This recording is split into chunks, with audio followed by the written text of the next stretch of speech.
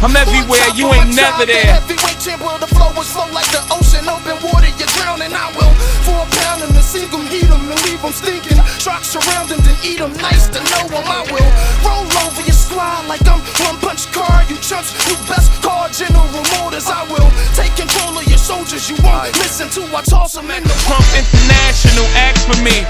I ain't never scared. I'm everywhere, you ain't never there. Why would I ever care? Pound for pound, I'm the best to ever come around here.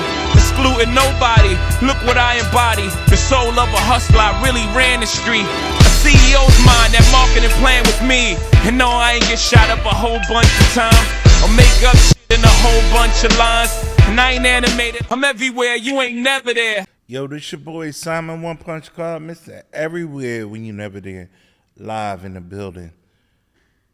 Everywhere exclusive.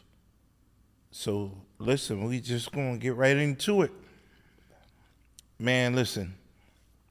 Boots sold them out, man. They sold out this Saturday, man. It was, hey man, it was just like a reminiscent of, you know, like an old powerhouse in 2000, man. Everybody and their mother was down there at the Wells Fargo. The whole place was rocking. And it was bumper to bumper. And it felt good. Even the after party was crazy. It was just like on Delaware Avenue.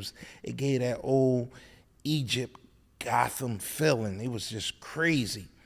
And you know, I showed up, man. I felt like it was important, number one, for me to be there, you know, representing, and number two, just like pushing behind Philly, because I always support Philly. It don't matter who it is, from the Meek Mills to the Kevin Harts to, you know, the Boots. Is like, listen, if it's Philly, I'm there, man.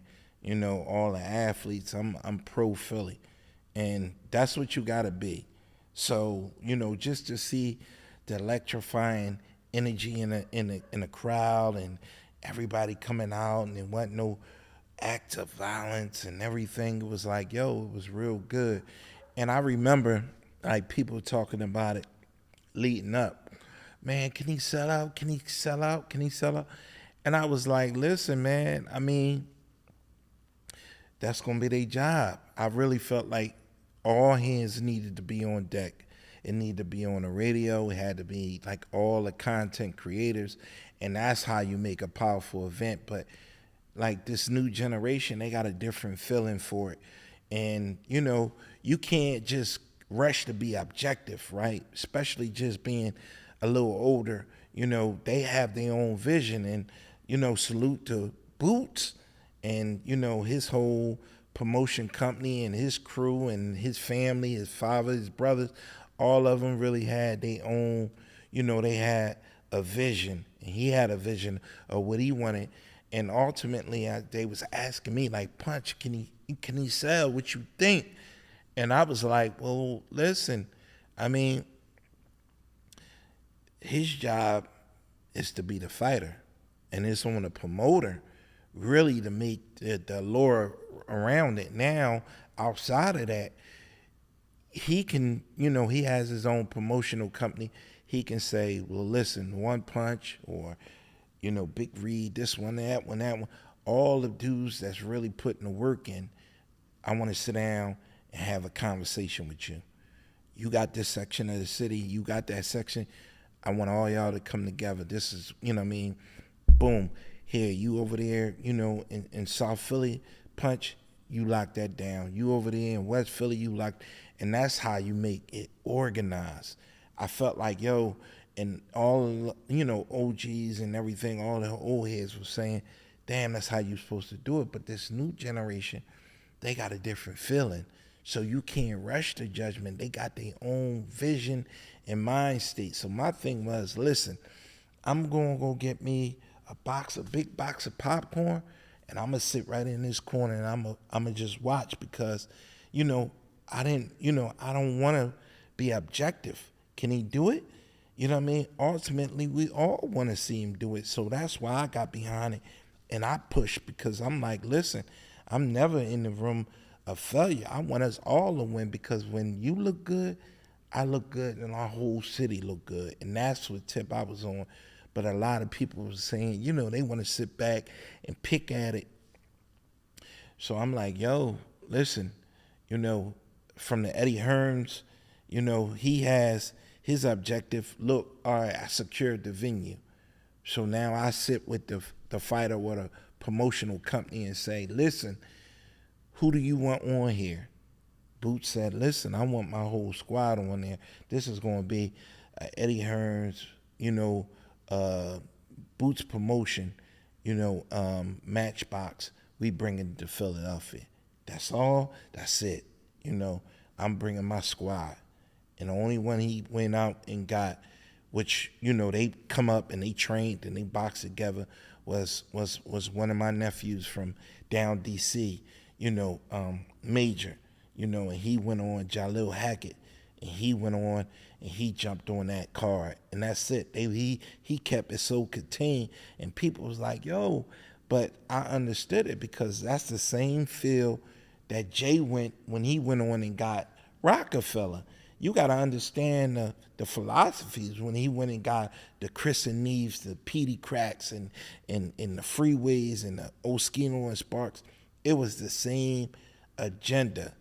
And he went on and grabbed these guys, and all the dudes from New York was like, what you doing? Are you going down to Philly and grabbing all these dudes? And he was like, look, I'm on to something. I went and got Beans, and Beans said, yo, who you want? And they put, I want my squad.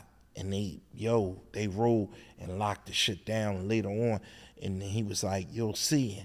And I got a little glimpse of that on Saturday when I saw Christian Carter, Little Moo, you know, Dennis Thompson, you know, Jalil Hack.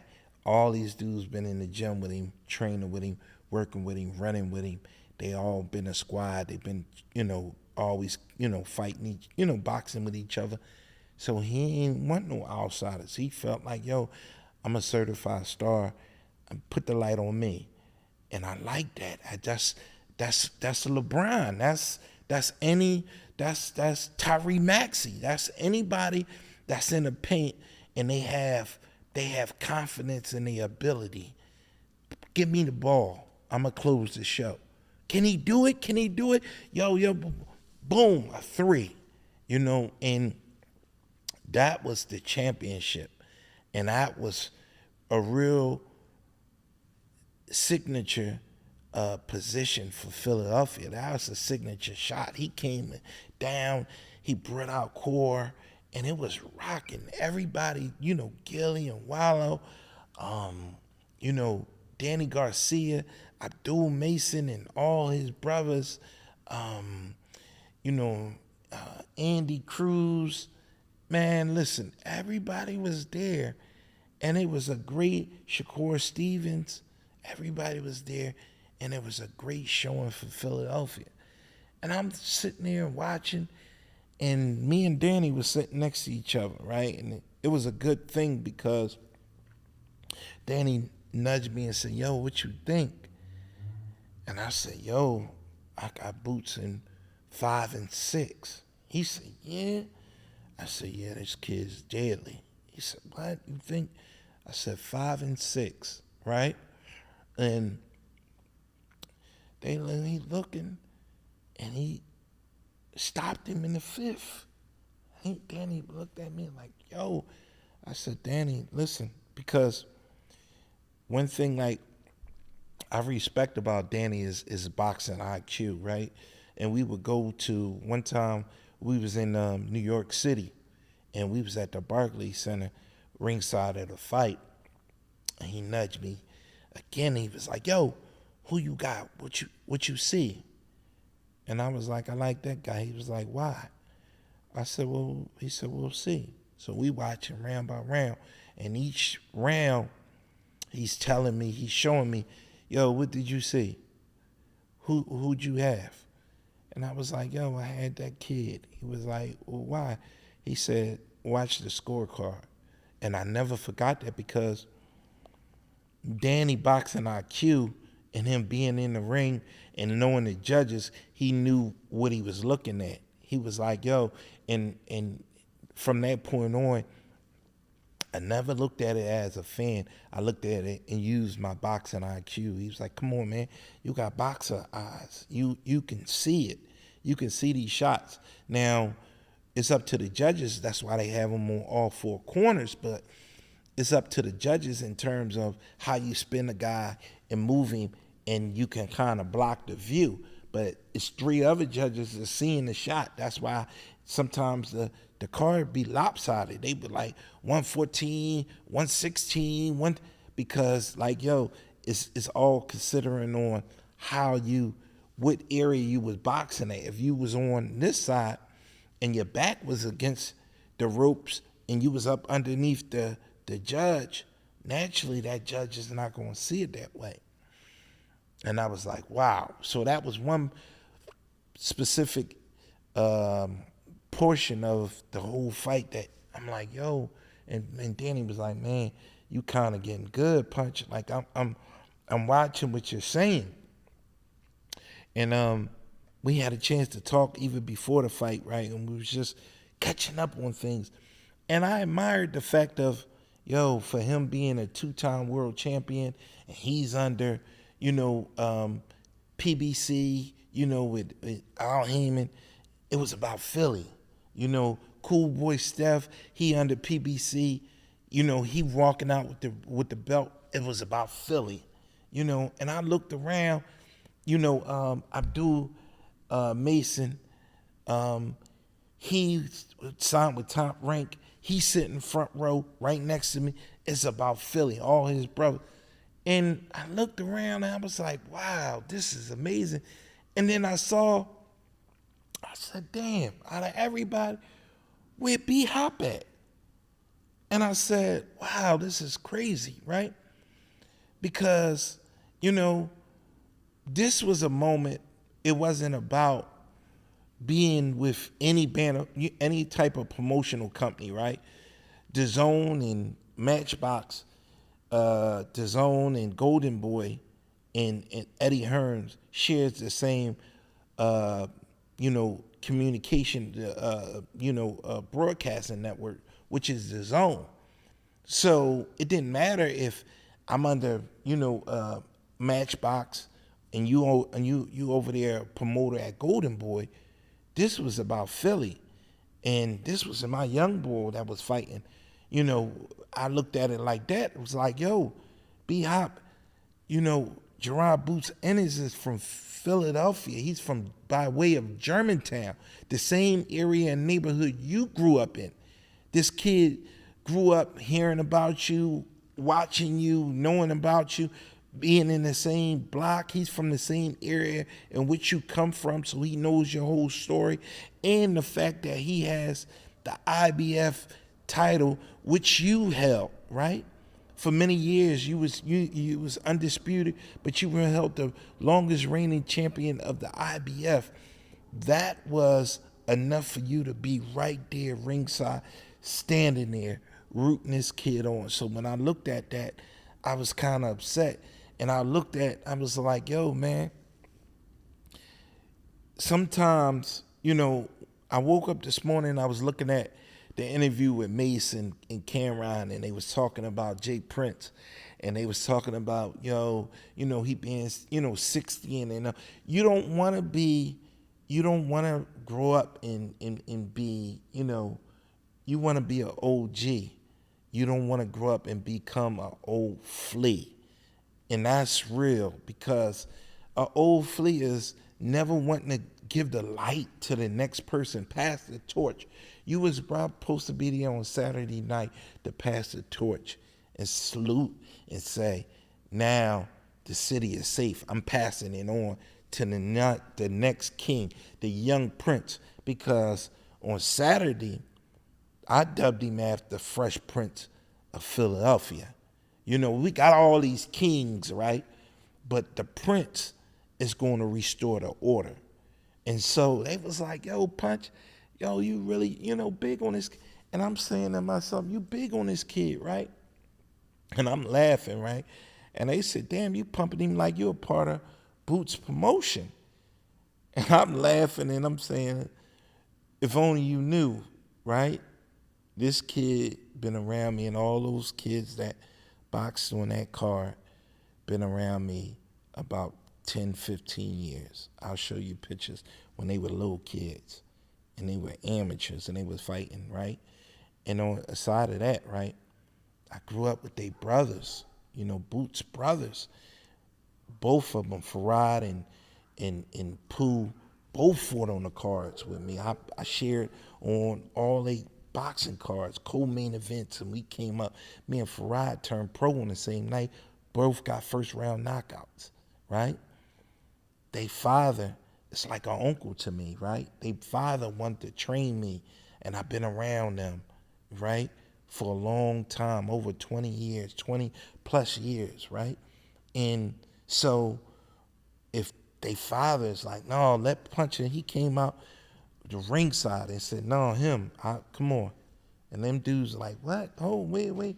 And I'm like, yo, dog, like, this different. This ain't no geographical thing. They like my cousins in Germantown. They get a pass when they come down South Philadelphia. You see these whole blocks, this whole, where this building is set, this is set on a property in which I grew up in, man. And this is Philly. We not dealing with the geographical era. This is a different generation, and we have to show that it's love all the way around. So when I'm looking at B-Hop not being there, and you from the same neighborhood, and he grew up watching you and hearing about you, and everybody making a comparison, you were supposed to take your crown off and hand it off to him and say, now our city is safe. You solidifying and restoring the history of Philadelphia boxing. So while you not being there, I was disappointed because, Gilly and them once said, man, you can be an OG or you can be an old flea. And nobody want to stand in the way and start blocking the next generation. I said that early on when I was talking about the trainers in Philadelphia, right? They all had the sauce, right? And the Georgie Bentons, the Leon Tabs, all the great, fighters, right?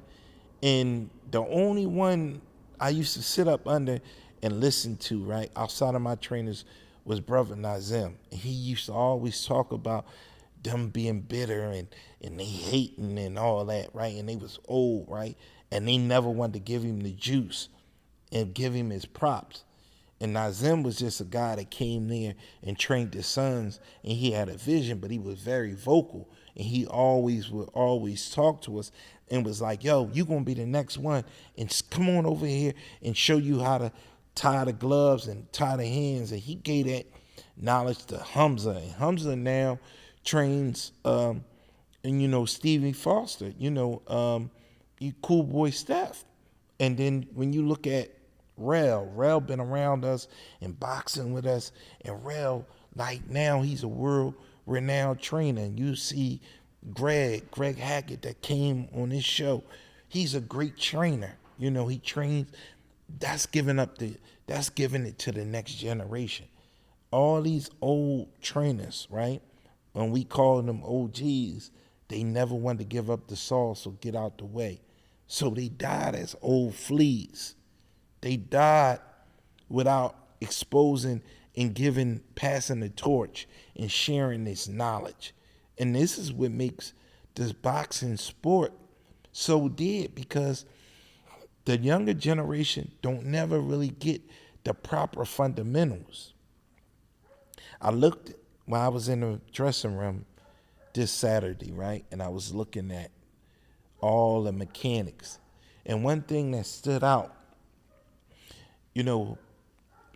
Farad and Pooh and all of them was in there, and Posey, and then Boots. The little kids was in there playing. It was Farad kids, little Carter and his daughter, and and he had Rel's son who like 8 years old, and they sitting there, shadow boxing and doing pad work with the gloves, and they was just being kids. And I'm watching them, I'm like, wow. But what they don't know was that was the same style and history that Floyd came up in. Kids are only exposed to what they see, and that's how they become great. Floyd came up in a household where all his uncles boxed, his father boxed, and they would all be in the gym. He went there as a kid, and he in the stroller, he watching it, he grew up in it, and they would let him go over there in the mirror and shadow box, and he would sit there all day and watch his uncles box. So naturally, his boxing IQ is on another level. When I'm looking at Rail's son and Farad's son, whose uncle is a world champion, that's Jerron Boots Ennis, one of the most feared young lions in the sport right now. When I'm looking at him, and he's looking at him, and he's emulating him at this age at 8, imagine when he gets 16, how deadly and ferocious he gonna be. They all bite, and you gotta understand that. So when I'm talking about the Grandy twins, Abdul Mason, Little Ishmael Moo, when I'm looking at Dennis Thompson, when I'm looking at the Christian Cardos who grew up from 8 years old and watched him grow into a world contender, when I'm looking at all these kids that come up, the Shakurs and all of them, they all started 8, 9 years old. Ryan Garcia, all of them started from a young perspective, right? And they willed their way into the greatness.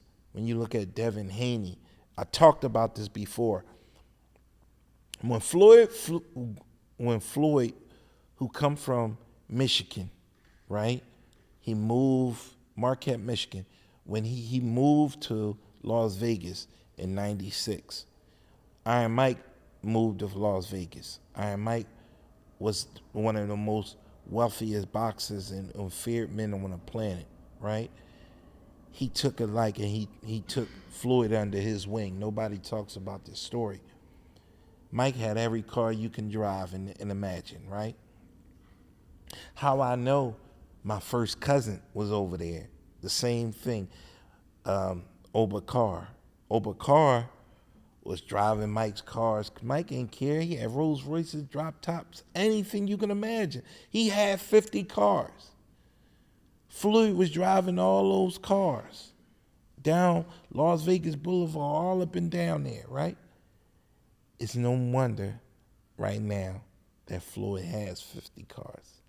Nobody ever asked him, like, damn, how you get 50 cars and you don't ever even drive it? He walk.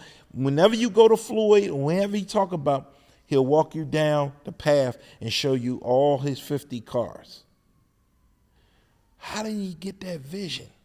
That vision was given to him when he was a child, when Iron Mike had 50 cars, right?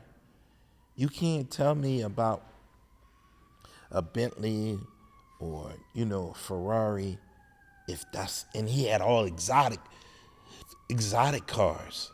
Not no Hellcats or none of them cars, and no American made cars. He got 50 foreign cars, Bugattis, Ferraris, Lamborghinis. That was from Iron Mike. So it's all what you're exposed to as a child. And now you see Devin Haney grow up, and Devin got over 30, 40 cars right now. And he less than, 22? Because when he was young, he was watching Floyd. He was driving Floyd cars. So I'm big on what are we exposed to? When we were young growing up, all the old heads, back in the, early 80s and stuff, late 90s, they had Mercedes-Benz. One of my first OGs, I was 12 going to a gym. The first person that took me to a boxing gym was Gerald Nobles. Gerald Nobles was 16, and he had a Mercedes-Benz, right? And he came and got me. And I jumped he had a 190 Benz at that time. and took me to the boxing gym. I'm 12 years old. Man, he had a system with momos on the car. And everywhere we go, people waving and looking, and he like, yo, all going to the gym. And when I grew up and got bigger, when I got 18, 19, I had 4 or 5 cars. So when I bought my first Mercedes-Benz, I always told that story. How I got exposed to a Mercedes-Benz was Gerald Nobles. I can't tell a story without giving homage to the people that paved the way for me. You know, so we were the only 2 boxers in my neighborhood outside of Jeff Chandler and, you know, and Tim Witherspoon and all of them had Mercedes-Benz. Tim Witherspoon used to be outside my aunt's house, and he had his Mercedes-Benz, and we were kids sitting in the car. My father had a Jaguar when I was a baby. They had stories. My father had a Rolls Royce in the hood. So I know I'm built different. You can't tell me about these hood struggles when I'm built different. I was exposed to different things. So when I'm talking about how Boots and his nephews and all of them are being exposed to a whole nother life of lavish, and now this next generation is ushering into a different world, it's unstoppable. All exclusive, never reclusive. Simon One Punch Carr, let's go. I'm everywhere, you ain't never there. Heavyweight champ, the flow is flow like the ocean. Open water, you're drowning. I will 4 pound him and sink him, heat him, and leave him stinking. Sharks surround him, then eat him. Nice to know him. I will roll over your squad like I'm One Punch Carr. You chumps, you best call General Motors. I will take control of your soldiers. You won't listen to I toss them in the Trump International, ask for me. I ain't never scared. I'm everywhere, you ain't never there. Why would I ever care? Pound for pound, I'm the best to ever come around here. Excluding nobody, look what I embody. The soul of a hustler, I really ran the street. A CEO's mind, that marketing plan with me. And no, I ain't get shot up a whole bunch of times, or make up shit in a whole bunch of lines. And I ain't animated, I'm everywhere, you ain't never there.